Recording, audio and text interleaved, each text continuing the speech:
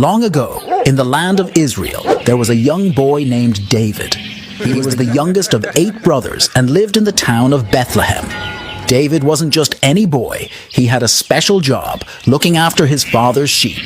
He spent his days and nights in the fields, making sure no harm came to them. It wasn't an easy job, especially when danger lurked. Lions and bears often tried to snatch the sheep, but David was brave. With only his staff and sling, he fought them off, protecting his flock. When he wasn't with his sheep, David loved playing his harp. He played so beautifully that even the birds stopped to listen. One day, a wise man named Samuel visited David's house. God had told Samuel that David would be the future king of Israel. So Samuel anointed David, which means he chose David for a very important role. Meanwhile, in a valley not too far away, a huge problem was growing.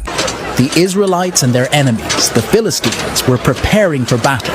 The Philistines had a giant warrior named Goliath. He was taller than any man and stronger than any bear.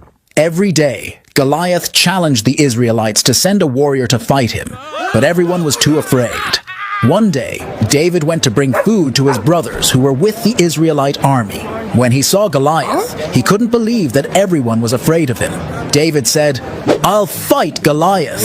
God has protected me from lions and bears while I guarded my sheep. He will protect me now." The king gave David armor, but it was too heavy. So, David decided to use just his sling and some stones. As Goliath moved in to attack, David took a stone, put it in his sling, and swung it with all his might. The stone flew through the air and hit Goliath right in the forehead. Goliath fell to the ground, and David had won.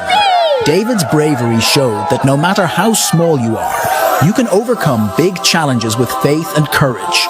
And that young boy David would go on to be one of the greatest kings of Israel.